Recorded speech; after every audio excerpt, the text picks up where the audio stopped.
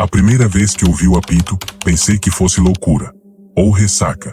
Tinha voltado para São José da Serra Morta depois de 20 anos longe, fugindo da falência em Belo Horizonte, para cuidar da casa velha da minha mãe que nem vendia mais. A cidade era um esqueleto. As casas de madeira murchando, a igreja com a torre torta, e aquele silêncio pesado, de lugar que teve o coração arrancado. O coração era a mina da esperança, fechada em 78 após o desmoronamento que engoliu 10 homens. O seu Arlindo, dono do boteco que ainda funcionava, foi quem me contou. Não fica na rua depois das 11, moço, ele disse, limpando o balcão com um pano sujo. É quando o apito toca. Ele falou baixo, como se as paredes de tábuas pudessem ouvir. O apito do turno da noite. O da tragédia. Toca até hoje. Eu ri. Claro que ri. Seu Arlindo, o maquinário todo foi vendido como sucata há décadas. É vento no buraco da mina. Ele não riu de volta. Só me encarou com os olhos amarelos de tanto cachaça e talvez de tanto medo. Não é vento. É um apito de lábios humanos. E tem raiva.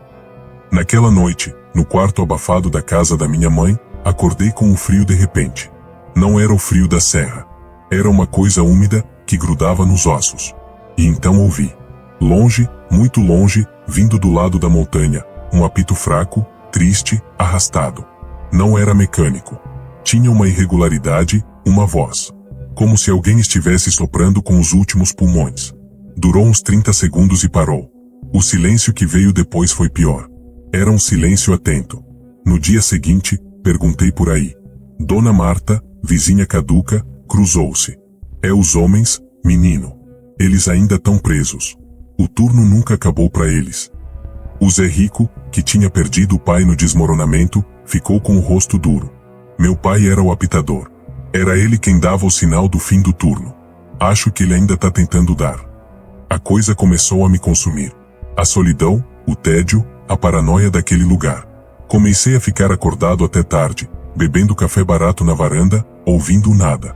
Até que, 3 noites depois, o apito veio de novo. Mas dessa vez, diferente. Mais forte. Mais perto. Como se tivesse saído da boca da mina e descido um pouco pela encosta. Meu corpo inteiro travou. Era um som de uma solidão absoluta, um desespero que atravessava décadas. E no fim do apito, juro por Deus, ouvi um suspiro. E um único murmúrio carregado pelo vento, sai, dai. Foi aí que decidi. Não por coragem, mas por uma teimosia burra, a mesma que me faliu em BH. Eu ia até a mina da esperança. Só dar uma olhada. Provar para mim mesmo que era vento, animal, imaginação de gente atrasada.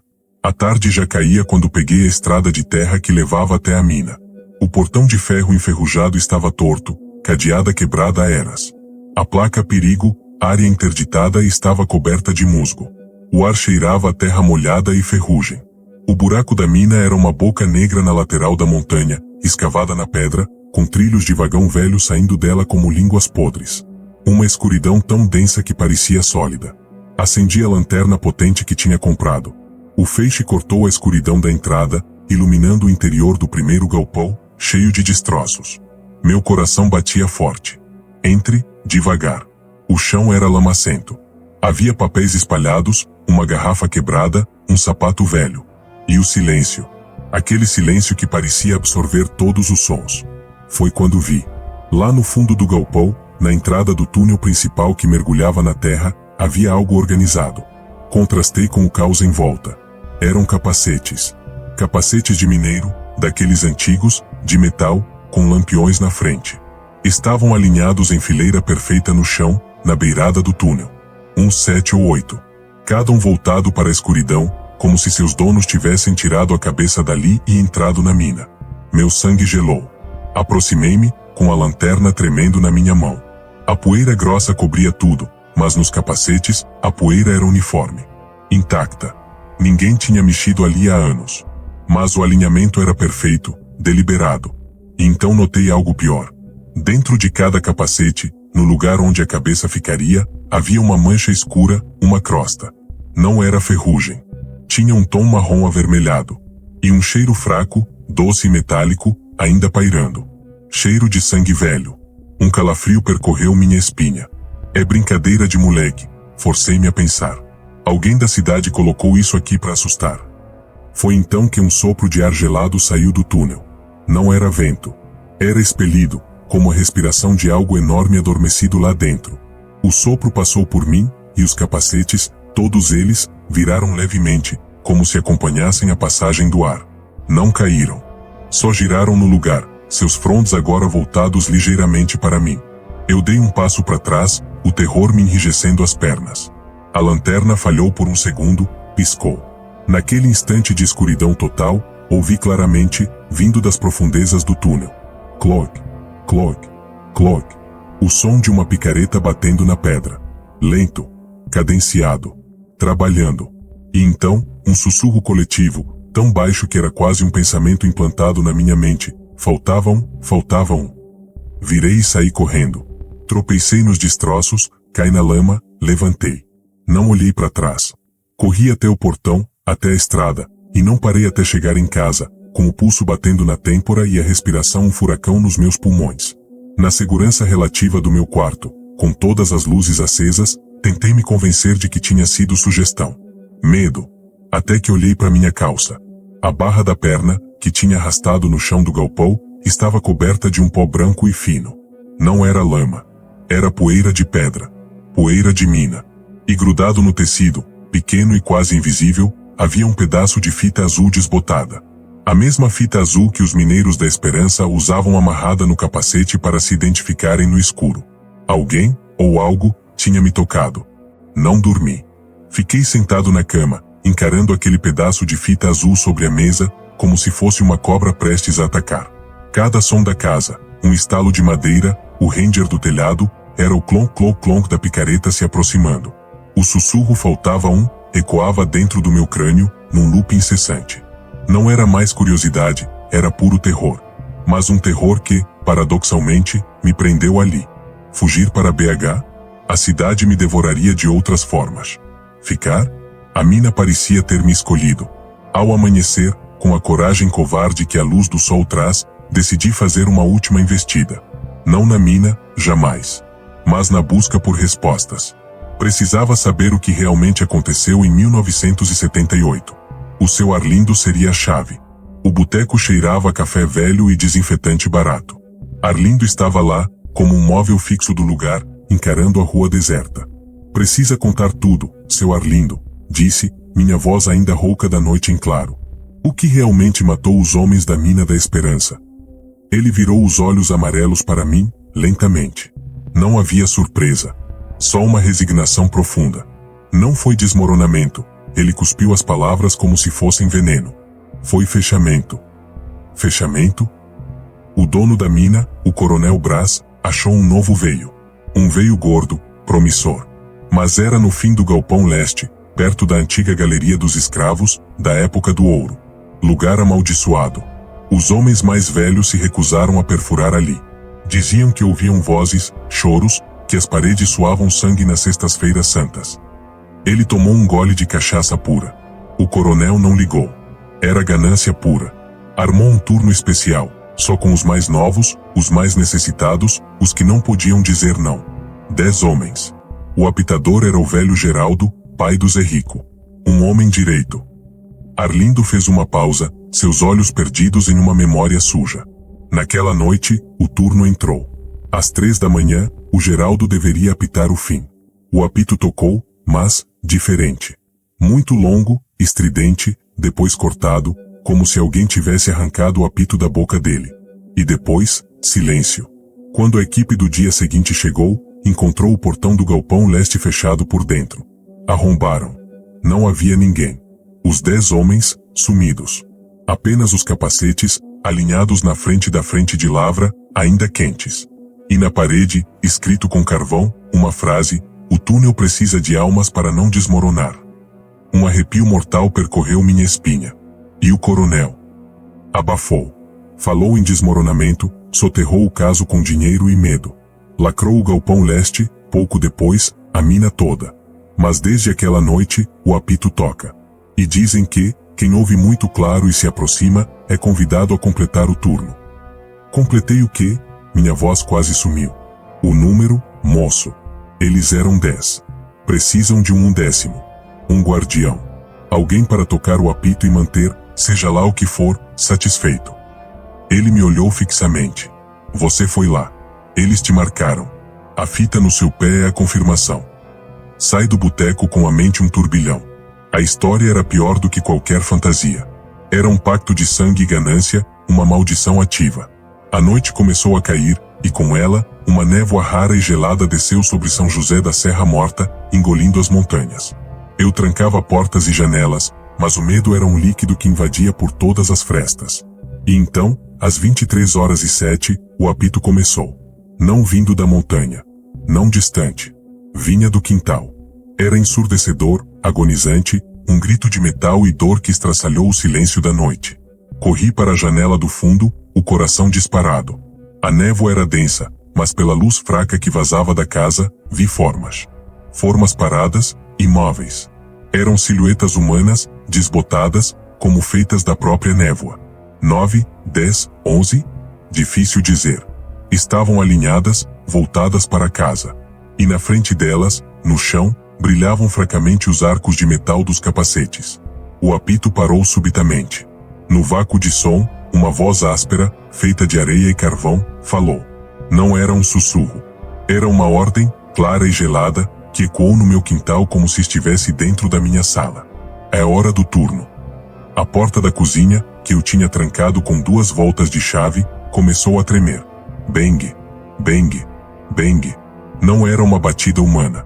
Era algo pesado, sólido, insistente. As janelas rangiam, pressionadas por uma força invisível. O cheiro doce e azedo da mina, carne e incenso podre, invadiu a casa, vindo de todas as ventilações. Eu estava encurralado. A saída da frente estava bloqueada pela procissão? Manifestação? Se eu ficasse, eles entrariam. Se eu saísse, cairia direto no meio deles. O desespero aguçou um instinto primitivo. Lembrei das palavras na parede, o túnel precisa de almas para não desmoronar. Eles não queriam minha morte. Queriam minha presença. Meu trabalho eterno. Com uma força que não sabia ter, arrastei o pesado aparador de madeira da sala e escorei contra a porta da cozinha. O batimento do lado de fora ficou mais forte, mais irado. Precisava de um plano, de algo que quebrasse a maldição, não apenas me afastasse por uma noite. Lembrei do seu Arlindo. O coronel abafou com dinheiro e medo. O medo eles tinham de sobra. E o dinheiro? O lucro amaldiçoado daquele último veio, onde estava? Corri para o quarto da minha mãe, revirando gavetas velhas. Documentos, fotos, contas amareladas. Até que encontrei, num envelope esquecido, uma carta. Era do escritório do Coronel Brás, endereçada ao meu avô, que tinha sido capataz. Uma carta de ameaça velada, datada de novembro de 1978. E no rodapé, uma anotação a lápis, da letra trêmula do meu avô: o ouro do sangue tá no cofre da capela da fazenda do Brás. Chave debaixo do São Miguel. A fazenda do Brás ficava a 5 quilômetros. Um lugar abandonado há anos. Era um tiro no escuro, mas era a única pista que tinha. A única coisa que talvez comprasse minha liberdade, devolver o lucro daquela última extração. As batidas na porta agora eram golpes, que faziam a madeira rachar. Olhei pela janela do lado. A névoa e as formas pareciam concentradas na frente e nos fundos. O lado da casa dava para um matagal que levava aos fundos da cidade. Sem pensar 2 vezes, abri a janela do banheiro, pequena e estreita, e me espremi para fora, caindo de joelhos no chão úmido. Rastejei pelo matagal, espinhos rasgando minha roupa, a respiração um caos em meus ouvidos. Não olhei para trás. Só ouvi, quando já estava a uns 100 metros de casa, o estrondo final da porta da cozinha cedendo. E o apito tocou novamente. Um som único, curto, agudo. De alerta. Eles sabiam que eu tinha fugido. Meu nome é Léo, e eu cometi o erro clássico do forasteiro. Achei que o charme de Ouro Preto era só fachada. Que os casarões coloniais eram apenas pedra e madeira bonita, e as lendas de assombração, um show para turista. Me mudei de São Paulo buscando paz, um lugar barato para escrever meu romance e escapar do caos. Comprei, ou melhor, me enfiei numa dívida para alugar, uma casinha de 2 andares numa ladeira de paralelepípedo, na Rua das Lágrimas. O nome, a corretora disse, era por causa de uma nascente que havia ali no século XVIII. Mentira. Todo mundo daqui sabia, menos eu. Os primeiros meses foram idílicos. O silêncio era de ouro, o ar puro, o ritmo lento. Mas então o inverno mineiro chegou, trazendo aquelas névoas que desciam do pico do Itacolumi e engoliam a cidade.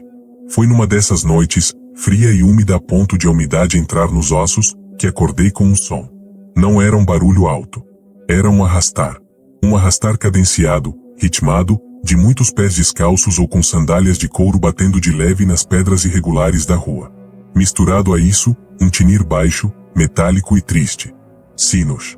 Não os sinos graves da matriz, mas sinos pequenos, agudos, de andores. Meu quarto ficava no andar de cima, com uma janela que dava para a rua.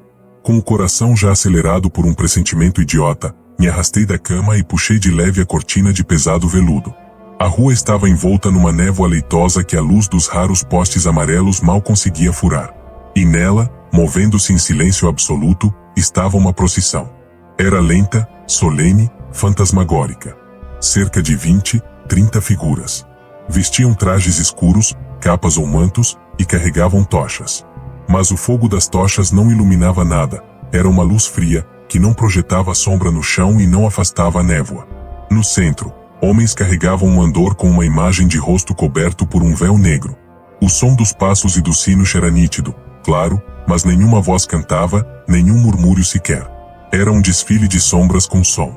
Fiquei paralisado, a mão suando no tecido da cortina. Aquilo era assustadoramente real. Mas tinha uma qualidade de sonho, de pesadelo vívido. Eles passaram pela frente da minha casa, devagar, e começaram a subir a ladeira, desaparecendo na curva e na névoa. O som dos passos e sinos foi ficando mais fraco, até se fundir com o sussurro do vento. No dia seguinte, com a luz do sol trazendo uma falsa sensação de normalidade, fui até o bar do Paulinho, na praça central, tentando disfarçar a curiosidade com um café. "Ah, você viu a procissão do véu", disse Paulinho, secando um copo sem me olhar. Ele era um homem de meia idade, nascido e criado nas mesmas pedras. "Ah, o quê? É algo da igreja? Alguma tradição noturna que eu não sabia?" Ele soltou uma risada curta, sem humor. "Tradição, é. Mas não da igreja de hoje. Contam que em 1888, uma epidemia de cólera varreu a cidade. Morria tanta gente que não dava tempo de enterrar. A Irmandade do Santíssimo Sacramento fez uma procissão para pedir o fim do mal. Levavam a imagem de Nossa Senhora das Dores, com o rosto velado em sinal de luto. Mas no meio do caminho, na Rua das Lágrimas, o padre e metade dos irmãos caíram mortos, no ato, contaminados. A procissão nunca terminou." "E o que eu vi, então?" perguntei, um frio na nuca. "Você viu eles tentando terminar o caminho. Eles repetem a procissão da noite da tragédia. Sempre que a névoa é densa e o inverno aperta." Ele finalmente me olhou. "E, moço? Ninguém fala com eles. Ninguém tenta interferir. Só deixa passar." A explicação, em vez de acalmar, me deixou mais inquieto. Era muito específica, muito vívida. E eu, na minha arrogância de escritor que acha que precisa capturar tudo, decidi que aquela era a história perfeita para meu livro. Um fenômeno paranormal real, documentado. Seria genial. Na próxima noite de névoa, eu estava preparado. Coloquei uma câmera digital de boa qualidade no parapeito da minha janela, bem escondida atrás da cortina, com o visor virado para dentro. Ajustei para gravar em modo noturno. Meu plano era ficar acordado, observar e ter a filmagem como prova. A madrugada chegou, e com ela, o frio cortante. E então, como um relógio assombrado, o som começou. O arrastar de pés, o tinir dos sinos. A procissão apareceu na névoa, exatamente como antes, no mesmo ritmo lento e silencioso. Desta vez, senti um peso no ar, uma opressão que fazia a respiração custar. Gravei mentalmente cada detalhe, a forma como a névoa parecia se afastar deles, a ausência total de rostos sob os capuzes, a luz fantasmagórica das tochas. Eles passaram. Desta vez, porém, quando o andor com a imagem velada passou em frente à minha janela, ele parou. A procissão inteira parou. O silêncio que já era grande ficou absoluto. Os sinos calaram. O ar parou de circular. Meu coração parecia querer sair pela boca. A figura que carregava à frente do andor, um homem alto e esguio, virou a cabeça. Não dava para ver o rosto dentro do capuz, apenas uma escuridão mais profunda. Mas eu senti o olhar. Um olhar pesado, antigo, cheio de uma tristeza infinita e reconhecimento. Ele sabia que eu estava ali. assistindo. Por uns 10 segundos que duraram uma eternidade, ficamos assim. Eu, paralisado atrás do vidro, eles, congelados no tempo na rua. Então, a figura voltou a cabeça para frente, e a procissão continuou seu caminho, como se nada tivesse acontecido. O som dos passos e sinos retornou, até se perder na ladeira. Só consegui me mover quando o último eco desapareceu. Suando frio, tremendo, peguei a câmera com mãos desajeitadas.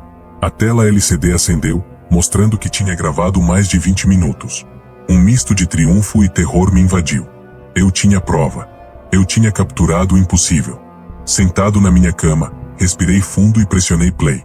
A tela mostrava a rua enevoada, a iluminação fraca dos postes. A qualidade noturna deixava tudo em tons de verde e preto. Os segundos passaram. Nada. Apenas a névoa parada. Onde estava a procissão? Avancei. Mais nada. Meu pulso começou a ficar frio. Avancei mais, até o momento em que, pela minha memória, o andor tinha parado. A imagem na tela mostrava a rua deserta. Totalmente vazia. Mas o áudio estava perfeito, cristalino. Ouvi claramente o arrastar crua dos muitos pés nas pedras. Ouvi o tinir melancólico dos pequenos sinos. E então, no momento em que a procissão parou, o áudio captou o silêncio mortal. E depois, quando recomeçou, os passos e sinos de novo, ficando mais fracos. Era aterrador. A imagem estava vazia, mas o som estava cheio de presença. Era prova, mas era uma prova que me isolava, que me fazia parecer louco. Pior, era uma prova de que aquilo não era algo do nosso mundo, não algo que obedecia às leis da física e da luz. No dia seguinte, exausto e abalado, fui ao arquivo histórico da cidade. Precisava de contexto, de algo que ancorasse aquela loucura. A senhora do arquivo, uma idosa de olhos vivos chamada Dona Conceição, me ajudou sem fazer muitas perguntas. Encontramos, em um livro de registros de óbitos da Irmandade do Santíssimo Sacramento, a data, 15 de julho de 1888. A anotação, em letra cursiva perfeita e sinistra, nesta data de grande flagelo, durante a piedosa procissão com a imagem velada de Nossa Senhora das Dores para implorar o cessar da peste, foram fulminados e recolhidos à terra no local mesmo os seguintes irmãos. Seguia uma lista de nomes. E então, no fim da página, uma nota à parte, rabiscada com tinta mais clara, como se escrita às pressas. A procissão não se findou. O véu não se levantará até que a última alma daquela noite encontre repouso. Até lá, caminharão, e serão vistos por aqueles cujos olhos estão abertos para a dor do passado. Dona Conceição leu a nota por cima do meu ombro e deu um passo para trás, cruzando-se.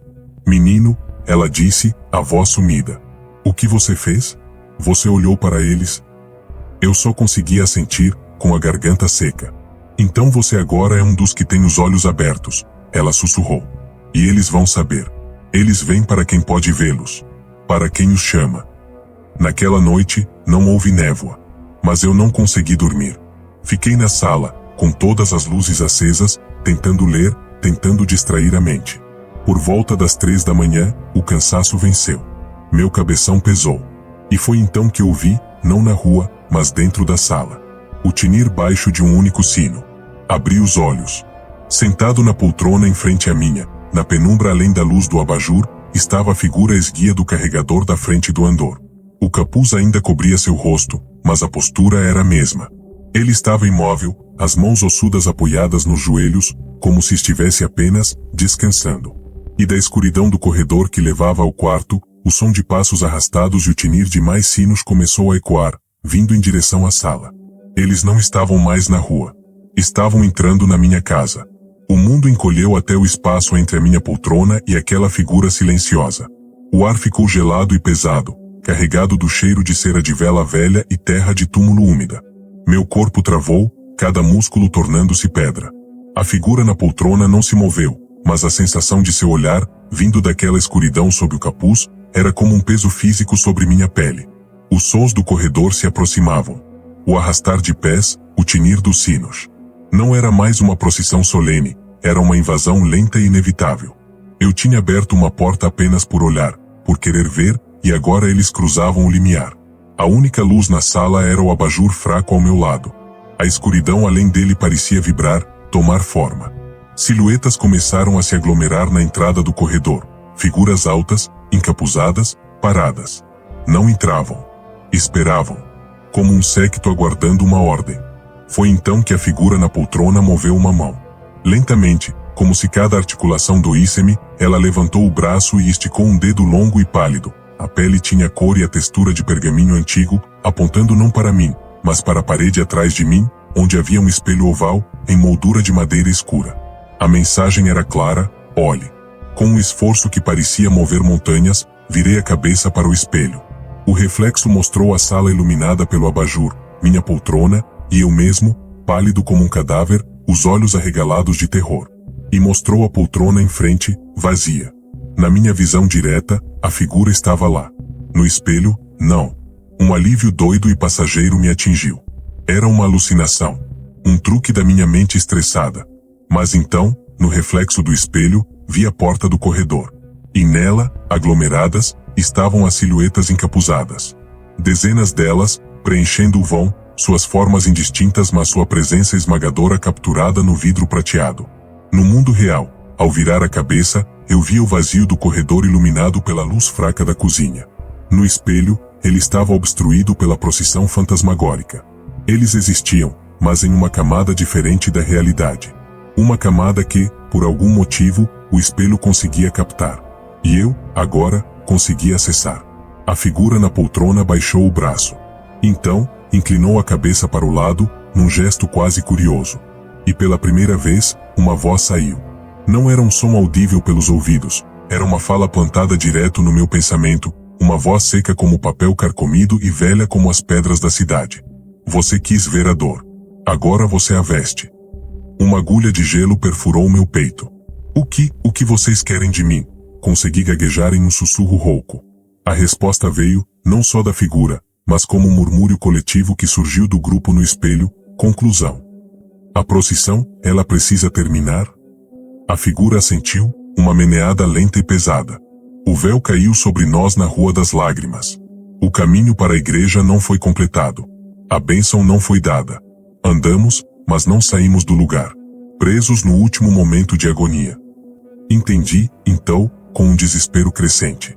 Eles não eram fantasmas malignos. Eram almas penadas, presas em um loop de sofrimento, repetindo eternamente o momento de sua morte coletiva. E minha intromissão, minha curiosidade mórbida, tinha me colocado como um ponto de contato. Eu tinha olhos abertos, como dissera Dona Conceição. E talvez pudesse ser um guia. O que eu preciso fazer? Perguntei, a voz trêmula. A figura levantou-se da poltrona. No mundo real, foi um movimento silencioso. No espelho, vi uma imagem distorcida de uma criatura alta e esguia se erguendo. Ela apontou novamente, desta vez para a porta da frente da minha casa. Caminhe à frente. Leve-nos pelo caminho que sabemos, mas não podemos iniciar sozinhos. Um vivo deve abrir o caminho, carregando a luz. A luz? A figura estendeu a mão, palme para cima. Sobre minha mesa de centro, uma vela comum, meio derretida, que eu usava em quedas de energia, acendeu-se sozinha. A chama não era amarela e quente. Era azulada, fria e parada, sem piscar. Esta luz. Até os degraus da matriz do pilar. Coloque-a no adro e recite as palavras do registro. Que palavras? O murmúrio coletivo sussurrou dentro da minha mente, e uma linha daquele livro de óbitos do arquivo veio à tona, como se tivesse sido queimada na minha memória, em nome daqueles que pereceram no flagelo, que suas almas encontrem, finalmente, a paz que lhes foi negada na hora da partida. Era um risco monumental. Sair à noite, liderando uma procissão de mortos? Mas a alternativa era clara, eles não iam embora. Minha casa não seria mais minha. E talvez, como sugeria a lenda, eu me tornasse parte permanente desse cortejo noturno. Com pernas de algodão, levantei-me. Passei pela figura na poltrona, sentindo uma onda de frio absoluto ao me aproximar. Peguei a vela de chama azul. Ela não queimava, era apenas um frio intenso que irradiava da ponta. Virei-me para a porta da frente, meu reflexo no espelho mostrando um homem assustado segurando uma luz fantasma, com uma multidão silenciosa de sombras atrás. Abri a porta. A rua estava deserta, banhada pelo luar fraco que lutava contra a névoa que começava a se formar. Saí. Ao dar o primeiro passo no paralelepípedo, ouvi atrás de mim o som. O arrastar de pés, o tinir dos sinos. Mas agora, vindo da minha porta, da minha casa. Eu não olhei para trás. A ordem mental era clara: não olhar. Comecei a descer a Rua das Lágrimas, seguindo o caminho que eu os vira fazer nas noites anteriores. A vela azul iluminava um círculo pequeno e pálido a meus pés. Atrás, o som da procissão era real, tangível, preenchendo a rua. Senti inúmeras presenças a poucos metros de mim, um frio que me alcançava os calcanhares. O cheiro de terra úmida e cera era intenso. Cada passo era uma tortura. Cada som de sino ecoava nos meus ossos. Passamos por casas escuras, janelas fechadas. Será que alguém olhava? Vi apenas um homem lunático caminhando sozinho à meia-noite com uma vela? Ou, por um acaso terrível, tinha os olhos abertos e via o horror que eu liderava? Chegamos à confluência com a Rua São José. Era aqui, segundo a lenda e o livro, que muitos caíram. Por um instante, o som atrás de mim parou. O frio intensificou-se. Senti uma dor aguda e súbita no peito, uma falta de ar, uma convulsão de agonia que não era minha. Era um eco do passado, da morte por cólera. Quase caí de joelhos, mas me sustentei. Aquela era a dor deles, e eu, como guia, tinha que absorvê-la e seguir em frente. Continuem, grunhi, forçando as pernas a se moverem. O som recomeçou, mas agora mais lento, mais arrastado, como se o esforço fosse enorme. Subimos a ladeira final que levava à Praça Tiradentes e à imponente matriz do Pilar. A igreja estava lá, silhueta escura contra o céu noturno, suas portas maciças fechadas. O adro, a área lajeada em frente à igreja, estava vazio. Caminhei até o centro, diante da porta principal. Atrás de mim, o som da procissão parou. A multidão de presenças ficou estacionada no último degrau da rua, esperando. Coloquei a vela azul no chão de pedra. A chama fria não tremia. Ergui os olhos para a porta da igreja, com uma voz que não reconheci como minha, rouca e carregada de uma emoção que não era só minha, recitei as palavras queimadas na minha mente. Em nome daqueles que pereceram no flagelo, que suas almas encontrem, finalmente, a paz que lhes foi negada na hora da partida. Nada aconteceu por um longo momento. A noite permaneceu silenciosa. O desespero começou a minar meu peito. Tinha falhado.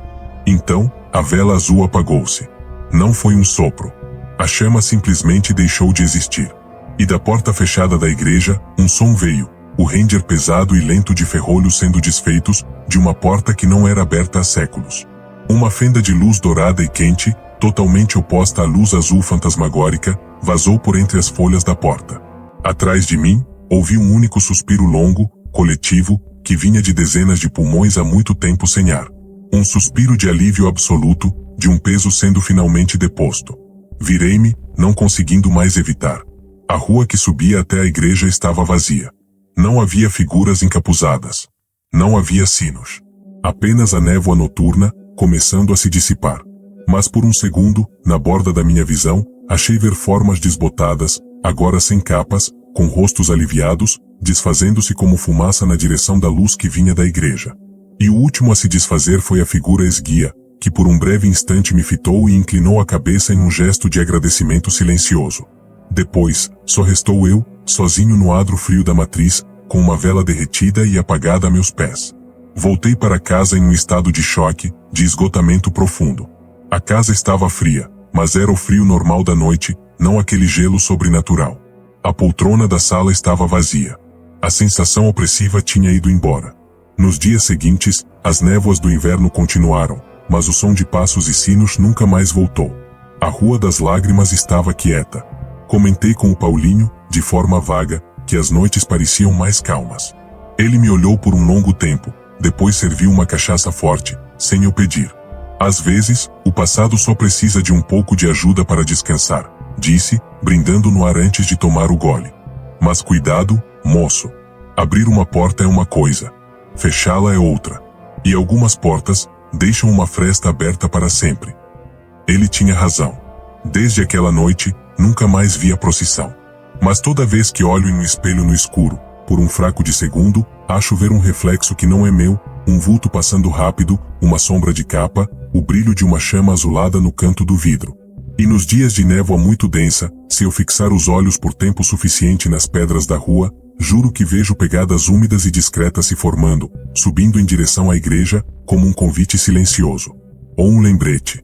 A gente nasce e cresce na terra, acha que conhece cada palmo dela. Meu nome é Tião, e a fazenda do Serrote era minha vida, herdada do meu pai, que herdou do dele.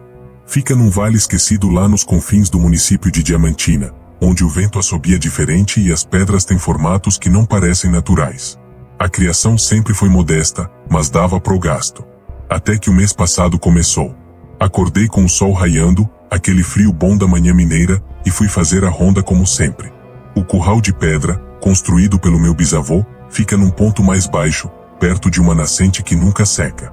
A porteira de madeira grossa estava intacta, a cerca de arame farpado, nova, sem um fio esticado. Mas dentro, espalhados como bonecos de pano jogados, estavam 3 dos meus melhores novilhos. Mortos. Corri para dentro. Nenhum sangue. Nenhuma marca de patas, de onça, de cachorro. Nada.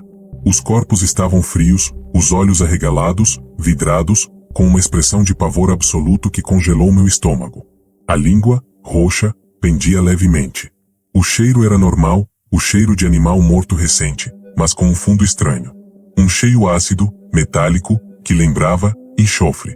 Como quando a gente bate pedra e sai aquele cheiro de ovo podre. Mas mais fraco. Chamei o Zé do Carmo, o único vizinho numa légua de distância, e o doutor Fernando, o veterinário da cidade. Zé, velho conhecedor da região, chegou, olhou pro curral, pra terra, pro céu, e ficou quieto, o rosto sério. Isso não é obra de bicho, Tião, foi tudo que ele disse. O doutor Fernando examinou os cadáveres, fez os cortes, olhou os órgãos. A cara dele foi ficando cada vez mais confusa. Não tem hemorragia interna significativa, não tem sinais de veneno, não tem trauma, os músculos estão todos contraídos, como se tivessem tido uma convulsão violenta ou um terror extremo. O coração de cada um parece ter simplesmente parado. De medo. Medo de quê? Eu perguntei, a voz saindo mais alta do que eu queria. Ninguém respondeu. Enterrei os bichos longe dali, num pasto alto. No dia seguinte, eram mais 5. O mesmo cenário. Porteira fechada, cerca intacta, animais mortos em posições caóticas, olhos esbugalhados de horror, aquele cheiro fraco de enxofre no ar. E uma nova característica, a terra ao redor das patas dianteiras de cada animal estava levemente revolvida, como se eles tivessem escarvado freneticamente antes de morrer. Escarvado para cavar, ou para tentar fugir de algo que vinha de baixo. O desespero começou a virar raiva. Algo estava me roubando meu sustento, minha herança, pedaço por pedaço. Zé do Carmo veio de novo, sentado na varanda, tomando um café forte, soltou o que parecia guardar há tempos. Seu avô, o velho Hermínio, contava uma história. Dizia que esse vale, o Vale do Serrote, não era para ser habitado. Os índios antigos chamavam de Terra das Almas Gêmeas. Diziam que tudo aqui tem um duplo. Uma pedra aqui, outra igual no mundo de baixo. Uma árvore aqui, sua sombra irmã no subterrâneo. E que às vezes, as coisas do mundo de baixo ficam com fome. Tá me dizendo que é assombração, Zé? Revidei, cético mas com um frio na espinha. Não tô dizendo nada. Tô dizendo que seu avô dizia. Ele nunca construiu nada nesse curral baixo. Quem construiu foi seu bisavô, teimoso. Mas seu avô sempre botava sal grosso no umbral da porteira e um crucifixo de cansanção enterrado no centro. Você tirou alguma coisa quando reformou a cerca? Eu tinha tirado. Tinha achado um amuleto velho, uma espécie de cruz de ferro enferrujada e retorcida, enterrada no meio do curral. Joguei fora, achei que era coisa de gente velha e supersticiosa. Fiquei mudo. Pois é, Zé concluiu, vendo minha expressão. Algumas portas são melhor deixadas fechadas. Na terceira noite, não houve mortes. O alívio foi passageiro. Na quarta noite, o massacre voltou, 7 cabeças. Eu estava à beira do colapso. A fazenda estava sangrando. Decidi, então, a única coisa que restava. Eu mesmo ia passar a noite no curral. Com a espingarda carregada, um facão, um rádio e uma lanterna potente. Iria descobrir que predador, natural ou não, estava fazendo isso. Ao anoitecer, entrei no curral. O gado restante, uns 12 animais, estava agitado. O boiadeiro, um touro velho e calmo, bufava e remexia o chão, os olhos rodando mostrando o branco. O ar já carregava aquele cheiro doce azedo de enxofre, mais forte do que nas manhãs. Uma névoa baixa, estranha para a época, começou a se formar rente ao chão, vindo da nascente. Construí um pecuro abrigo no coxo de pedra, de onde tinha vista para quase todo o curral. Apaguei a lanterna e fiquei no escuro. A noite caiu pesada. Os sons normais do campo, grilos, sapos, foram gradualmente silenciando, como se algo estivesse mandando fazer silêncio. Só se ouvia o bufardo nervoso do gado e o bater irregular dos cascos na terra batida. As horas passaram. Meus olhos se acostumaram ao escuro. A névoa branca ficou mais densa, cobrindo o chão até a altura dos tornozelos dos animais. Parecia artificial. Não se dissipava. E tinha movimento. Ondulava suavemente, como se respirasse. Por volta das 2 da manhã, o boiadeiro deu um mugido baixo, de profunda angústia, e recuou até bater na cerca do fundo. Todos os outros animais se aglomeraram atrás dele, formando um grupo apertado e trêmulo. O terror deles era palpável, um cheiro acre que se misturava ao enxofre. Foi então que vi. No centro exato do curral, onde eu tinha encontrado o crucifixo de ferro, a névoa começou a se agitar. Não era o vento. Era como se algo estivesse subindo por baixo da terra. A terra úmida, ali naquele ponto, começou a borbulhar. Não com água. Era terra sólida que parecia ferver, soltando pequenas bolhas de ar que estouravam com um pulo baixo e liberavam um jato do cheiro de enxofre, agora intenso, quase insuportável. Meu corpo inteiro congelou. A espingarda na minha mão parecia um brinquedo inútil. O que você atira na terra? A borbulha cresceu. A terra no centro começou a afundar, formando um pequeno buraco, uma depressão de uns 50 centímetros de diâmetro. E de dentro desse buraco, algo emergiu. Não era um bicho. Não era uma figura. Era uma mancha. Uma mancha de escuridão mais profunda que a noite ao redor, que parecia beber a pouca luz das estrelas. Tinha a consistência de fumaça pesada, mas se movia com uma intenção líquida e sinuosa. Ela se esticou para fora do buraco como um tentáculo grosso e baixo, pairando a uns 10 centímetros do chão, sobre a névoa. E então, começou a se mover. Lentamente, serpenteando em direção ao gado aglomerado. Os animais entraram em pânico total. Mugiam, se espremiam, mas não corriam. Era como se estivessem paralisados pelo terror. A mancha escura chegou perto do primeiro novilho, um pintado jovem. Ela simplesmente o envolveu, como um manto, por uns segundos. Não houve barulho. O novilho parou de se debater. Seus olhos, que já mostravam pavor, pareceram se apagar, ficar opacos, mesmo no escuro. Então, a mancha se retraiu, voltando a ser um tentáculo, e o animal caiu pesadamente no chão, morto. O cheiro de enxofre explodiu no local. A mancha, então, voltou-se. Não para outro animal. Ela virou-se em direção ao coxo. Em direção a mim. Parou, pairando. A névoa ao seu redor recuou, como se tivesse medo. Na minha frente, não havia mais detalhes, apenas uma presença. Uma presença antiga, faminta e profundamente errada. Era o vazio, era a escuridão que habitava o duplo do meu curral, no mundo de baixo. E ela tinha acabado de perceber que havia uma alma diferente ali. Mais complexa. Mais saborosa. Um sussurro seco, que não vinha dos ouvidos mas dos meus ossos, ecoou dentro de mim. O guardião foi embora. A carne é fraca. A sua é mais forte. Durma. É menos doloroso. E a mancha de escuridão começou a rastejar em minha direção. O instinto fala mais alto que o medo paralisante. Quando aquela coisa escura e silenciosa começou a se arrastar na minha direção, sobre a névoa branca como um veneno derramado, meu corpo reagiu antes da minha mente. Joguei-me para o lado, fora do coxo de pedra, rolando na terra úmida e fria. A espingarda, inútil, ficou para trás. A mancha parou por um segundo, como se reassentisse minha localização. Ela não tinha olhos, mas eu sentia o foco dela, uma atenção pesada e faminta. A névoa ao redor dela ondulou, e então ela se moveu de novo, mais rápida agora, serpenteando pelo chão como uma raiz preta e viva. Eu estava de pé, encostado na cerca de arame farpado. Para trás, não tinha para onde correr. Para os lados, o curral aberto. A porteira estava a uns 20 metros, do outro lado dessa coisa. Meu coração batia tão forte que doía o peito. O cheiro de enxofre era sufocante, misturado ao pânico acre do gado, que continuava amontoado e mugindo baixinho, preso entre o terror e a cerca. A escuridão líquida avançou. Não dava para correr em volta. Ela controlava o centro. Minha mente, em pânico, girou. As palavras de Zé do Carmo, algumas portas são melhor deixadas fechadas. E as do meu avô, indiretas, o sal fecha o caminho.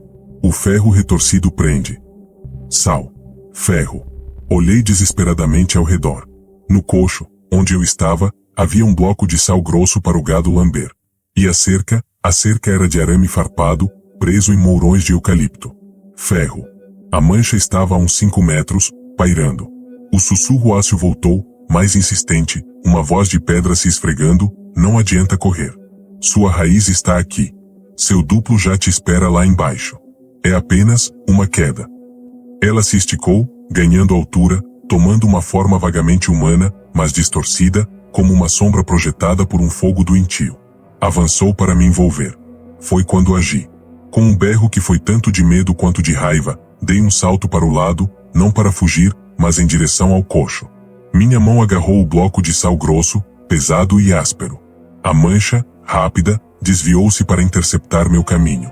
Eu não parei. Corri direto para ela, e no último segundo, antes que o frio absoluto que ela irradiava me atingisse, joguei o bloco de sal com toda a minha força, não nela, mas no chão, no ponto exato de onde ela tinha saído, o buraco borbulhante no centro do curral. O bloco de sal pesado caiu com um baque surdo na terra úmida, tampando parcialmente a abertura. E então, aconteceu algo. A coisa escura emitiu um som. Pela primeira vez, um som audível, não mental. Era um silvo agudo, de dor ou raiva, como água sendo jogada em gordura fervente. Ela se contorceu toda, sua forma desfazendo-se por um instante. O cheiro de enxofre intensificou-se brutalmente, fazendo meus olhos lacrimejarem. O sal no buraco estava fazendo efeito. Era como fechar a fonte. Mas não a tinha matado. Apenas a tinha ferido e enfurecido. Ela se recompôs rapidamente, mas agora parecia menos densa, mais raivosa. A névoa branca ao redor começou a ser sugada para dentro dela, como se estivesse se fortalecendo novamente. Ela voltou sua atenção totalmente para mim, e dessa vez, não havia sussurro, apenas uma intenção assassina clara e gelada. Eu estava sem o sal. A espingarda era inútil. Só restava o ferro. Corri, não para longe, mas paralelo à cerca de arame. A mancha veio atrás, rápida, rente ao chão. Meus dedos, tremendo, agarram o topo de um mourão e puxei com todo o meu peso. O mourão de eucalipto, enterrado há anos, não moveu 1 milímetro. Desespero. Olhei para o arame farpado. Era fino, galvanizado. Não ia servir. Precisava de ferro forjado, ferro velho, como o crucifixo que eu tinha jogado fora. E então lembrei. A porteira. A porteira velha, que eu tinha substituído há alguns meses, ainda estava encostada atrás do galpão de ferramentas, do lado de fora do curral. Era de madeira, mas com grandes dobradiças e uma fechadura de ferro maciço, daquelas antigas, pesadas. A mancha estava a 3 metros. Dava para sentir o frio dela chegando antes da escuridão.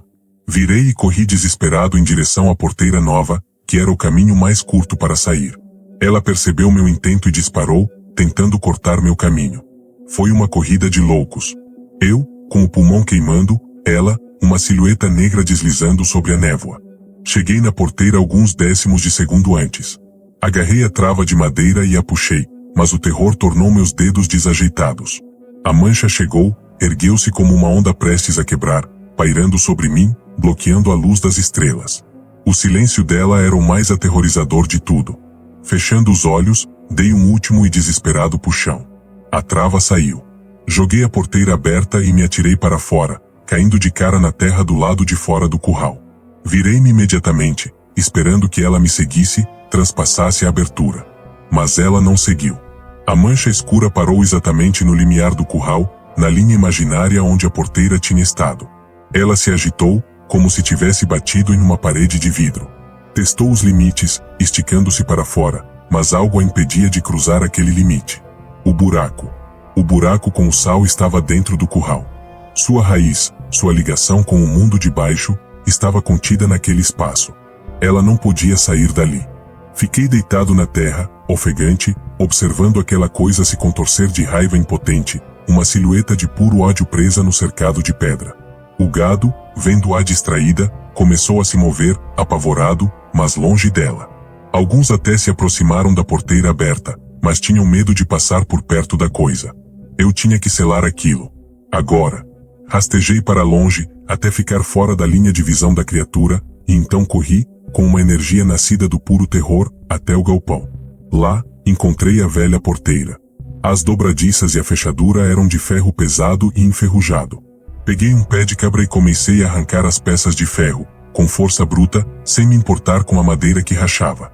Em 5 minutos, eu tinha 2 dobradiças maciças e um ferrolho de ferro retorcido e pesado. Peguei também um martelo grande. Voltei correndo para a frente do curral, dando uma volta larga para não me aproximar da abertura. A mancha ainda estava lá, agora mais calma, pairando no centro, sobre o buraco parcialmente tampado pelo sal. Ela parecia estar se recuperando, a névoa se condensando de novo ao seu redor. O gado estava amontoado no canto mais distante. Eu não podia entrar, mas precisava chegar ao centro. Subi na cerca de arame, com cuidado para não me cortar, e caminhei por cima dela, me equilibrando nos mourões, contornando o curral até ficar o mais perto possível do centro, mas ainda do lado de fora. A criatura percebeu meu movimento e voltou sua atenção para mim, seguindo meu percurso do lado de dentro, paralela a mim, separada apenas pela cerca. Era um balé macabro. Cheguei a um ponto onde a distância até o buraco era a menor possível, uns 3 metros. Era agora ou nunca. Enfiei as peças de ferro no bolso do meu casaco, agarrei o martelo com uma mão, com um movimento de balanço, pulei para dentro do curral. Caí rolando, e imediatamente a onda de frio e o cheiro de enxofre me envolveram. A mancha avançou rápido, um jato de escuridão direto para mim. Não tinha tempo de me levantar. Arrastei-me de costas, em direção ao buraco. A coisa estava a centímetros do meu rosto, e eu já sentia uma dormência gelada se espalhando pela minha pele. Com a mão livre, enfiei no bolso, peguei a primeira dobradiça de ferro, com um grito, a cravei no chão, bem na borda do buraco, ao lado do bloco de sal. Em seguida, peguei o martelo e desferi uma martelada furiosa no ferro. Bang! O som do metal batendo no metal ecoou no curral, claro e limpo. A mancha recuou violentamente, como se tivesse levado o golpe. Um silvo de agonia rasgou o ar. Não parei. Cravei a segunda dobradiça do outro lado do buraco. Bang! Outra martelada. A escuridão começou a se desfazer, a ficar tênue, como fumaça dispersando. Peguei o pesado ferrolho retorcido, aquele ferro velho e trabalhado, igual ao crucifixo que meu avô usará, e o coloquei em cruz sobre as 2 dobradiças, cobrindo o buraco e o bloco de sal. Ergui o martelo pela última vez. Volte para onde você veio, gritei, com uma voz que não era só minha, era a voz de todos os meus antepassados que tinham temido aquele lugar. Bang! A martelada final no ferrolho foi como um trovão seco. Um pulso de energia invisível, mas tangível, se expandiu do ponto, varrendo o curral. A mancha escura simplesmente se desfez. Não com um som, mas com um suspiro de alívio da própria terra. A névoa branca e doentia evaporou-se em segundos. O cheiro de enxofre desapareceu, substituído pelo cheiro puro e úmido da terra noturna. O gado, de repente, parou de mugir. O boiadeiro deu um passo hesitante, cheirando o ar. Fiquei deitado no chão, ao lado daquele selo improvisado de ferro e sal, ofegante, todo dolorido, encharcado de suor frio. A ameaça tinha acabado. Mas o custo? Olhei para o meu gado. 12 cabeças. 7 estavam mortas, espalhadas pelo curral, vítimas daquela noite e das anteriores. Metade do meu rebanho. Minha perda era colossal. Mas a fazenda estava salva. A porta para o mundo de baixo estava fechada de novo, selada com os elementos certos. Ao amanhecer, com os primeiros raios de sol iluminando o vale, eu ainda estava lá. Zé do Carmo apareceu a cavalo, com uma expressão preocupada. Ele viu a porteira aberta, me viu sentado no chão, exausto, ao lado da estranha placa de ferro no centro do curral, e o gado morto. Ele não precisou perguntar. Desceu do cavalo, aproximou-se e olhou para o selo de ferro. Então era verdade, ele murmurou. O velho Hermínio sabia. Ele me ajudou a levantar. Vamos enterrar esses bichos, Tião. E essa marca no chão, a gente cimenta por cima. Ninguém precisa saber. E ninguém nunca mexe aqui de novo. Assim fizemos. O curral do fundo foi abandonado. Deixei o gado restante nos pastos altos e nunca mais coloquei um animal naquele cercado de pedra. O local foi cercado novamente, com arame farpado novo e placas de perigo, área instável. O cimento que cobriu o selo de ferro secou, formando uma mancha cinza e permanente no coração do curral. As mortes pararam. A fazenda lentamente se recuperou, embora eu nunca tenha recuperado o prejuízo total. Mas algumas noites, especialmente as mais frias e silenciosas, quando o vento para completamente, eu me peixo parado na janela do sobrado, olhando para a direção do vale. E juro que vejo, lá longe, no local do curral velho, um brilho fraco e azulado, como um fogo fato, pairando sobre o chão. E sinto, não um medo, mas um aviso. Um lembrete de que algumas coisas na terra são mais antigas que a gente, e que a paz, às vezes, é apenas um tratado frágil, mantido por um pouco de sal e um pedaço de ferro enferrujado.